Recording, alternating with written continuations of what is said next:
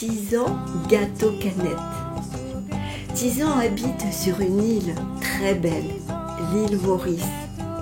Chaque matin, il part pour l'école avec ses copains. Et au retour, ce qu'il aime, c'est s'acheter des gâteaux-canettes, ces jolis bonbons aux couleurs d'arc-en-ciel. Un jour, il en achète 2 avec les sous donnés par sa maman qui n'est pas très riche. Il en croque un et l'autre, devinez. Il creuse un trou dans son jardin et le plante. Et il n'oublie jamais de l'arroser.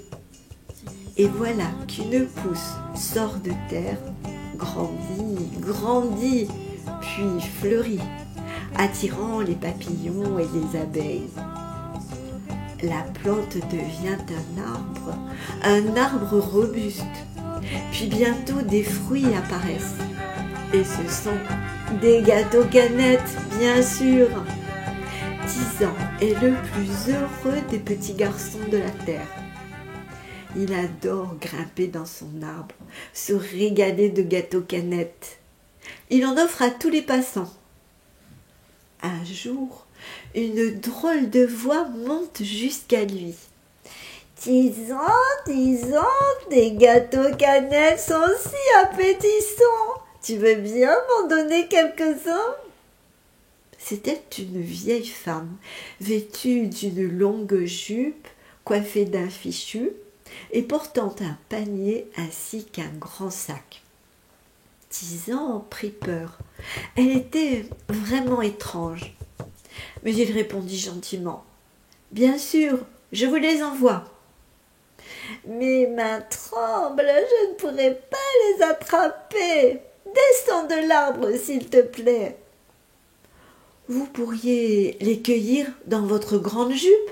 proposa le petit garçon. La vieille femme marmonna. « Espèce de diablotin, quand je t'attraperai, je te ficherai 100 coups de bâton sur le nez. Et si tu savais que mon époux te cherche pour te manger !»